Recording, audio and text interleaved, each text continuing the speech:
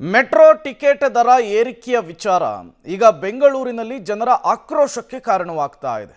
ಇದರ ನಡುವೆ ರಾಜಕೀಯ ಪಕ್ಷಗಳ ಕೆಸರೆರಚಾಟ ಕೂಡ ಜೋರಾಗ್ತಾ ಇದೆ. ಈ ಬೆನ್ನಲ್ಲೇ ಮೆಟ್ರೋ ದರ ಇಳಿಕೆಗೆ ಸಿಎಂ ಸಿದ್ದರಾಮಯ್ಯನವರು ಸೂಚನೆಯನ್ನು ಕೊಟ್ಟಿದ್ದಾರೆ. ಎಲ್ಲೆಲ್ಲಿ ಅಸಹಜ ರೀತಿಯಲ್ಲಿ ದರ ಏರಿಕೆಯಾಗಿದೆಯೋ ಅಲ್ಲಿ ದರ ಇಳಿಕೆಗೆ ಸಿಎಂ ಸೂಚನೆಯನ್ನು ಕೊಟ್ಟಿರುವಂತಹದ್ದು. ಪಬ್ಲಿಕ್ ಟಿವಿಯ ಸತತ ವರದಿಯ ಬಳಿಕ ಇಳಿಕೆಗೆ ಸೂಚನೆಯನ್ನು ಕೊಟ್ಟಿದ್ದಾರೆ ಸಿಎಂ ಸಿದ್ದರಾಮಯ್ಯನವರು. ಅವೈಜ್ಞಾನಿಕ ದರ ಇಳಿಸುವಂತೆ ಬಿಎಂಆರ್ಸಿಎಲ್ ವ್ಯವಸ್ಥಾಪಕ ನಿರ್ದೇಶಕರಿಗೆ ಸೂಚನೆ ಪಾಸ್ ಆಗಿದೆ. ಮೆಟ್ರೋ ದರ ಇಳಿಕೆಗೆ ಸಿಎಂ ಸಿದ್ದರಾಮಯ್ಯನವರು ಸೂಚನೆಯನ್ನು ಕೊಟ್ಟಿದ್ದಾರೆ. ಕಳೆದ ಒಂದು ವಾರದಿಂದಲೂ ಕೂಡ ಈ ಅವೈಜ್ಞಾನಿಕ ಮೆಟ್ರೋ ಟಿಕೆಟ್ ದರ ಏರಿಕೆಯ ವಿಚಾರಕ್ಕೆ ಸಂಬಂಧಪಟ್ಟಂತೆ ಪಬ್ಲಿಕ್ ಟಿವಿ ವರದಿಯನ್ನು ಪ್ರಸಾರ ಮಾಡಿತ್ತು. ಜನಸಾಮಾನ್ಯರು, ಮಧ್ಯಮ ವರ್ಗದವರು ಮೆಟ್ರೋದಲ್ಲಿ ಹೇಗೆ ಓಡಾಡಬೇಕು ಅಂಥೇಳಿ ಜನ ಪ್ರಶ್ನೆ ಮಾಡ್ತಾ ಇದ್ರು. ಅದನ್ನು ಸರ್ಕಾರಕ್ಕೆ ತಲುಪಿಸುವಂತಹ ಕೆಲಸವನ್ನು ನಿಮ್ಮ ಪಬ್ಲಿಕ್ ಟಿವಿ ಮಾಡಿತ್ತು. ಈಗ ಸರ್ಕಾರ ಎಚ್ಚೆತ್ತುಕೊಂಡಂತೆ ಕಾಣಿಸ್ತಾ ಇದೆ. ಮಾನ್ಯ ಮುಖ್ಯಮಂತ್ರಿಗಳು ಇದೇ ವಿಚಾರಕ್ಕೆ ಸಂಬಂಧಪಟ್ಟಂತೆ ಬಿಎಂಆರ್ಸಿಎಲ್ಗೆ ಪತ್ರವನ್ನು ಬರೆದಿದ್ದಾರೆ. ಈಗ ಬಿಎಂಆರ್ಸಿಎಲ್ ಈ ಅವೈಜ್ಞಾನಿಕ ಟಿಕೆಟ್ ದರ ಏರಿಕೆಯ ವಿಚಾರಕ್ಕೆ ಸಂಬಂಧಪಟ್ಟಂತೆ ಏನಾದರೂ ಮಹತ್ವದ ನಿರ್ಧಾರವನ್ನು ತೆಗೆದುಕೊಳ್ಳುತ್ತಾ ಅನ್ನೋದನ್ನು ಕಾದು ನೋಡಬೇಕಿದೆ. ಒಂದು ಕಡೆ ರಾಜ್ಯ ಸರ್ಕಾರದ ಮೇಲೆ ಕೇಂದ್ರ ಸರ್ಕಾರ, ಕೇಂದ್ರ ಸರ್ಕಾರದ ಮೇಲೆ ರಾಜ್ಯ ಸರ್ಕಾರ ಈ ಟಿಕೆಟ್ ದರದ ಏರಿಕೆಯ ವಿಚಾರಕ್ಕೆ ಕೆಸರೆರಚಾಟವನ್ನು ಮಾಡ್ಕೊಳ್ತಾ ಇದ್ರು. ಈಗ ಸಿಎಂ ಸಿದ್ದರಾಮಯ್ಯನವರು ಮಾಡಿರುವಂತಹ ಟ್ವೀಟನ್ನು ಕೂಡ ಗಮನಿಸ್ತಾ ಇದ್ದೀರಿ. ಬೆಂಗಳೂರು ಮೆಟ್ರೋ ರೈಲು ನಿಗಮ ಅಂದರೆ ಬಿಎಂಆರ್ಸಿಎಲ್ಗೆ ಬರೆದಿರುವಂತಹ ಪತ್ರ ಇದು. ಇತ್ತೀಚೆಗೆ ಬೆಂಗಳೂರಿನಲ್ಲಿ ಈ ಮೆಟ್ರೋ ಅವೈಜ್ಞಾನಿಕ ದರ ಏರಿಕೆಯ ವಿಚಾರಕ್ಕೆ ಸಂಬಂಧಪಟ್ಟಂತೆ ಸಾಕಷ್ಟು ಆಕ್ರೋಶಗಳು ವ್ಯಕ್ತವಾಗ್ತಾ ಇದೆ. ಇದನ್ನೆಲ್ಲವನ್ನೂ ಕೂಡ ನಾನು ಗಮನಿಸಿದ್ದೇನೆ. ಇದರ ವಿರುದ್ಧ ವ್ಯಕ್ತವಾದಂತಹ ಸಾರ್ವಜನಿಕರ ವಿರೋಧವನ್ನು ಪರಿಗಣಿಸಿ ಎಲ್ಲೆಲ್ಲಿ ಅಸಹಜ ರೀತಿಯಲ್ಲಿ ದರ ಏರಿಕೆಯಾಗಿದೆಯೋ ಅಂತಹ ಕಡೆಗಳಲ್ಲಿ ಪ್ರಯಾಣದ ದರವನ್ನು ಇಳಿಸಬೇಕು ಅಂಥೇಳಿ ಬಿಎಂಆರ್ಸಿಎಲ್ ನಿರ್ದೇಶಕರಿಗೆ ಒಂದು ಸೂಚನೆಯನ್ನು ಕೊಟ್ಟಿದ್ದಾರೆ. ಆ ಸೂಚನೆ ಕೊಟ್ಟಂತಹ ವಿಚಾರವನ್ನು ಸಾಮಾಜಿಕ ಜಾಲತಾಣ ಎಕ್ಸ್ನಲ್ಲೂ ಕೂಡ ಉಲ್ಲೇಖಿಸಿ ಟ್ವೀಟನ್ನು ಮಾಡಿದ್ದಾರೆ ಸಿಎಂ ಸಿದ್ದರಾಮಯ್ಯನವರು. ಹಾಗಾದರೆ ಈಗ ಬಿಎಂಆರ್ಸಿಎಲ್ ಈ ಟಿಕೆಟ್ ದರ ಏರಿಕೆಯ ವಿಚಾರಕ್ಕೆ ಸಂಬಂಧಪಟ್ಟಂತೆ ಯಾವ ನಿರ್ಧಾರವನ್ನು ತೆಗೆದುಕೊಳ್ಳುತ್ತೆ ಅಂಥೇಳಿ ಈಗ ಕೇಂದ್ರ ಸರ್ಕಾರ ಮತ್ತು ರಾಜ್ಯ ಸರ್ಕಾರದ ಸಮಪಾಲು 50-50% ಇರುವಂತಹದ್ದು ಮೆಟ್ರೋ. ಜೊತೆಗೆ ಇದೊಂದು ಸ್ವಾಯತ್ತ ಸಂಸ್ಥೆ ಕೂಡ ಆಗಿರೋದ್ರಿಂದ ಈಗ ಸಿಎಂ ಸಿದ್ದರಾಮಯ್ಯನವರ ಸೂಚನೆಗೆ ಬಿಎಂಆರ್ಸಿಎಲ್ ಮಣಿಯುತ್ತಾ ಅನ್ನೋದನ್ನು ಕಾದು ನೋಡಬೇಕಿದೆ. ಮತ್ತಷ್ಟು ಡೀಟೇಲ್ಸ್ ಅನ್ನು ಕೊಡ್ತಾರೆ ಸುಕೇಶ್ ನೇರ ಸಂಪರ್ಕದಲ್ಲಿ ಜಾಯಿನ್ ಆಗಿದ್ದಾರೆ. ಸುಕೇಶ್, ಈ ಅವೈಜ್ಞಾನಿಕ ಮೆಟ್ರೋ ಟಿಕೆಟ್ ದರ ಏರಿಕೆಯ ವಿಚಾರಕ್ಕೆ ಸಂಬಂಧಪಟ್ಟಂತೆ ವ್ಯಾಪಕ ಆಕ್ರೋಶ ವ್ಯಕ್ತವಾಗ್ತಾ ಇತ್ತು.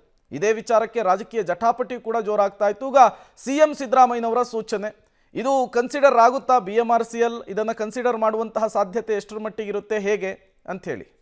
ಪ್ರೇಮ್, ಒಂದು ಸ್ಪಷ್ಟ, ರಾಜ್ಯದಲ್ಲಿ ಅಂದರೆ ಬೆಂಗಳೂರಲ್ಲಿ ಹೋಗ್ತಾ ಇರುವಂಥ ಮೆಟ್ರೋ ಸಹಜವಾಗಿ ರಾಜ್ಯ ಸರ್ಕಾರದ ಒಂದಷ್ಟು ಪಾಲಿರುತ್ತೆ ಅದರಲ್ಲಿ. ಜೊತೆಗೆ ಫೇರ್ ಫಿಕ್ಸೇಷನ್ ಕಮಿಟಿ ನಿರ್ಧಾರ ಮಾಡಿರುತ್ತೆ ಎಷ್ಟು ದರವನ್ನು ಹೆಚ್ಚಳ ಮಾಡಬೇಕು, ಯಾವ್ಯಾವ ಹಂತದಲ್ಲಿ ಮಾಡಬೇಕು ಅನ್ನೋಂಥದ್ದು.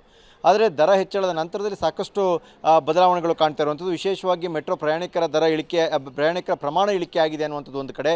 ಜೊತೆಗೆ ಹೆಚ್ಚುವರಿ ದರ ಮತ್ತು ಅವೈಜ್ಞಾನಿಕವಾಗಿ ದರ ಹೆಚ್ಚಳ ಮಾಡಿದರೆ ಅನ್ನುವಂಥ ಆಕ್ರೋಶ ಕೂಡ ವ್ಯಕ್ತವಾಗಿತ್ತು. ಆದರೆ ಸಿಎಂ ಈಗ ಎಕ್ಸ್ ಮೂಲಕವಾಗಿ ಒಂದಷ್ಟು ಮಾಹಿತಿಯನ್ನು ಹಂಚಿಕೊಂಡಿರುವಂಥದ್ದು. ಇಂಥ ಒಂದು ಸೂಚನೆಯನ್ನು ಬಿಎಂಆರ್ಸಿ ಅವರು MD ಅವರಿಗೆ ಕೊಟ್ಟಿದ್ದೀನಿ, ದರವನ್ನು ಇಳಿಕೆ ಮಾಡಬೇಕು. ಎಲ್ಲಿ ಅಂದರೆ ಕೆಲವು ಕಡೆ ದುಪ್ಪಟ್ಟು ದರ ಹೆಚ್ಚಳವಾಗಿದೆ. ಅಂದರೆ ಈಗ ಒಂದು ಎಕ್ಸಾಂಪಲ್ 20 ರೂಪಾಯಿ ಇದ್ದರೆ 40 ರೂಪಾಯಿ ಆದ ಲೆಕ್ಕದಲ್ಲಿ, ಅಥವಾ 50 ರೂಪಾಯಿ ಇದ್ದರೆ 100 ರೂಪಾಯಿ ಆದ ಲೆಕ್ಕದಲ್ಲಿ ಆಗಿದೆ. ಹಾಗಾಗಿ ಅಂಥ ಕಡೆಗಳಲ್ಲಿ ಅದನ್ನು ಕಡಿತ ಮಾಡಬೇಕು ಅನ್ನುವಂಥ ಸೂಚನೆಯನ್ನು ಕೊಟ್ಟಿದ್ದೀನಿ ಅನ್ನುವಂಥ ಮಾಹಿತಿಯನ್ನು ಹಂಚಿಕೊಂಡಿದ್ದಾರೆ. ಇದನ್ನು ಬಿಎಂಆರ್ಸಿಎಲ್ ತನ್ನ ಮುಂದಿರುವಂಥ ಪ್ರಪೋಸಲ್ನ ಹೇಗೆ ತೆಗೆದುಕೊಳ್ಳುತ್ತೆ ಮತ್ತು ಏನೆಲ್ಲ ಅವಕಾಶಗಳಿದೆ ಅನ್ನೋದ್ರ ಮೇಲೆ ಬಹುಶಃ ದರ ಕಡಿತ ಅನ್ನೋದು ಕೂಡ ತೀರ್ಮಾನ ಆಗುವಂಥ ಸಾಧ್ಯತೆ ಕೂಡ ಇರುತ್ತೆ. ಪ್ರೇಮ್, ಬಸ್ ಪ್ರಯಾಣಕ್ಕಿಂತ ಮೆಟ್ರೋ ಪ್ರಯಾಣ ದುಬಾರಿಯಾಗಿದೆ. ಪಬ್ಲಿಕ್ ಟಿವಿಯ ಸತತ ವರದಿಯ ಬಳಿಕ ದರ ಇಳಿಕೆಗೆ ಸೂಚನೆಯನ್ನು ಪಾಸ್ ಮಾಡಿದೆ ಸರ್ಕಾರ. ಅವೈಜ್ಞಾನಿಕ ದರ ಇಳಿಸುವಂತೆ ಸಿಎಂ ಸೂಚನೆಯನ್ನು ಕೊಟ್ಟಿದ್ದಾರೆ. ಬಸ್ ಪ್ರಯಾಣಕ್ಕಿಂತ ಮೆಟ್ರೋ ಪ್ರಯಾಣ ದುಬಾರಿ ಅನ್ನೋದು ಗೊತ್ತಾಗ್ತಾ ಇದೆ. ದೇಶದಲ್ಲಿಯೇ ಈ ಪ್ರಮಾಣದಲ್ಲಿ ಟಿಕೆಟ್ ಇರುವಂತಹದ್ದು ರಾಜ್ಯದಲ್ಲಿ. ಬಟ್ ಈಗ ಈ ಅವೈಜ್ಞಾನಿಕ ಟಿಕೆಟ್ ದರ ಏರಿಕೆಯ ವಿಚಾರ ವ್ಯಾಪಕ ಆಕ್ರೋಶಕ್ಕೂ ಕೂಡ ಕಾರಣವಾಗಿತ್ತು. ಪಬ್ಲಿಕ್ ಟಿವಿ ನಿರಂತರವಾಗಿ ವರದಿಯನ್ನು ಪ್ರಸಾರ ಮಾಡುವಂತಹ ಕೆಲಸವನ್ನು ಮಾಡಿತ್ತು. ಜನಸಾಮಾನ್ಯರು, ಮಧ್ಯಮ ವರ್ಗದವರಿಗೆ ಏನೆಲ್ಲ ತೊಂದರೆ ಆಗ್ತಾ ಇದೆ, ಅವರ ಆಕ್ರೋಶ ಹೇಗಿದೆ ಅಂಥೇಳಿ ಸರ್ಕಾರದ ಮುಂದಿಡುವಂತಹ ಕೆಲಸವನ್ನು ಮಾಡಿತ್ತು. ಈಗ ರಾಜ್ಯ ಸರ್ಕಾರ ಎಚ್ಚೆತ್ತುಕೊಂಡಂತೆ ಕಾಣಿಸ್ತಾ ಇದೆ. ರಾಜ್ಯ ಸರ್ಕಾರದ ಪಾಲುದಾರಿಕೆ ಕೂಡ ಇರುವಂತಹದ್ದು ನಮ್ಮ ಮೆಟ್ರೋದಲ್ಲಿ. ಹಾಗಾಗಿ ಮಾನ್ಯ ಮುಖ್ಯಮಂತ್ರಿಗಳ ಸೂಚನೆಯನ್ನು ಬಿಎಂಆರ್ಸಿಎಲ್ ಕನ್ಸಿಡರ್ ಮಾಡುತ್ತಾ, ಮತ್ತೆ ಅದಕ್ಕೆ ನಮಗೆ ಕೇಂದ್ರದಿಂದ ಅಥವಾ ರಚನೆ ಮಾಡಿರುವಂತಹ ಸಮಿತಿಯಿಂದ ಏನಾದರೂ ಪರ್ಮಿಷನ್ ಬೇಕು ಅಂತ ಹೇಳುತ್ತಾ, ಅದು ಸದ್ಯಕ್ಕಿರುವಂತಹ ಪ್ರಶ್ನೆ. ಬಟ್ ದಿನದಿಂದ ದಿನಕ್ಕೆ ಈ ಮೆಟ್ರೋ ಪ್ರಯಾಣಿಕರ ಸಂಖ್ಯೆ ತುಂಬ ಇಳಿಮುಖವಾಗ್ತಾ ಇದೆ. ಒಂದು ದಿನಕ್ಕೆ 80,000 ಜನ ಪ್ರಯಾಣ ಮಾಡೋದನ್ನೇ ನಿಲ್ಲಿಸ್ಬಿಟ್ಟಿದ್ದಾರಂತೆ ಮೆಟ್ರೋದಲ್ಲಿ. ಅದಕ್ಕೆ ಕಾರಣ ಅವೈಜ್ಞಾನಿಕ ಟಿಕೆಟ್ ದರ ಏರಿಕೆಯ ವಿಚಾರ ಅನ್ನೋದು ಗೊತ್ತಾಗ್ತಾ ಇದೆ. ಮನಸ್ಸಿಗೆ ಬಂದ ಹಾಗೆ ಎರ್ರಾಬಿರ್ರಿ ಟಿಕೆಟ್ ದರವನ್ನು ಏರಿಕೆ ಮಾಡಿರೋದೇ ಈ ಮೆಟ್ರೋದಿಂದ ಪ್ರಯಾಣಿಕರು ವಿಮುಖವಾಗುವುದಕ್ಕೆ ಕಾರಣ ಅಂತ ಕೂಡ ಹೇಳಲಾಗ್ತಾ ಇದೆ. ಮತ್ತಷ್ಟು ಡೀಟೇಲ್ಸ್ ಅನ್ನು ಕೊಡ್ತಾರೆ ಸುಕೇಶ್, ದೂರವಾಣಿ ಸಂಪರ್ಕದಲ್ಲಿ ಜಾಯ್ನ್ ಆಗಿದ್ದಾರೆ. ಸುಕೇಶ್, ಸಿಎಂ ಸಿದ್ದರಾಮಯ್ಯನವರೇನೋ ಈಗ ಸೂಚನೆಯನ್ನು ಕೊಟ್ಟಿದ್ದಾರೆ ಅವೈಜ್ಞಾನಿಕ ಟಿಕೆಟ್ ದರವನ್ನು ಕಡಿಮೆ ಮಾಡಬೇಕು ಅಂತ ಹೇಳಿ. ಬಟ್ ಸಿಎಂ ಸಿದ್ದರಾಮಯ್ಯನವರ ಸೂಚನೆ ಅಷ್ಟೇ ಸಾಕೋ ಅಥವಾ ಮತ್ತೆ ಅದಕ್ಕೆ ಕೇಂದ್ರದಿಂದ ಅಥವಾ ರಚನೆ ಮಾಡಿರುವಂತಹ ಸಮಿತಿಯಿಂದ ಏನಾದರೂ ಪರ್ಮಿಷನ್ ಬೇಕಾಗುತ್ತೋ ಹೇಗೆ ಅಂತ ಹೇಳಿ ಸುಕೇಶ್? ಓಕೆ, ಕರೆ ಕಟ್ಟಾಗಿರುವಂಥದ್ದು. ನಿರಂತರವಾಗಿ ಪಬ್ಲಿಕ್ ಟಿವಿ ವರದಿಯನ್ನು ಪ್ರಸಾರ ಮಾಡಿತ್ತು. ಬೆಂಗಳೂರಿನ ಜನರ ಸಮಸ್ಯೆಯನ್ನು ಸರ್ಕಾರದ ಮುಂದಿಡುವಂತಹ ಕೆಲಸವನ್ನು ಮಾಡಿತ್ತು. ಈಗ ಮಾನ್ಯ ಮುಖ್ಯಮಂತ್ರಿಗಳು ಇದೇ ವಿಚಾರಕ್ಕೆ ಸಂಬಂಧಪಟ್ಟಂತೆ ಒಂದು ಟ್ವೀಟನ್ನು ಮಾಡಿದ್ದಾರೆ. ನಾನು BMRCL ಅಧಿಕಾರಿಗಳಿಗೆ ಸೂಚನೆಯನ್ನು ಕೊಟ್ಟಿದ್ದೇನೆ, ಟಿಕೆಟ್ ದರವನ್ನು ಕಡಿಮೆ ಮಾಡಿ ಅಂತ ಹೇಳಿ ಅನ್ನುವಂತಹ ವಿಚಾರವನ್ನು ಪ್ರಸ್ತಾಪಿಸಿದ್ದಾರೆ. ನೋಡೋಣ ಮುಖ್ಯಮಂತ್ರಿಗಳ ಈ ಮನವಿಯನ್ನು BMRCL ಕನ್ಸಿಡರ್ ಮಾಡಿ ಈ ಮೆಟ್ರೋ ಪ್ರಯಾಣಿಕರಿಗೆ ಏನು ಬೆಲೆ ಏರಿಕೆಯ ಶಾಕನ್ನು ಕೊಡಲಿಕ್ಕೆ ಮುಂದಾಗಿತ್ತು ಅದೇನಾದರೂ ಕಡಿಮೆ ಆಗುತ್ತಾ?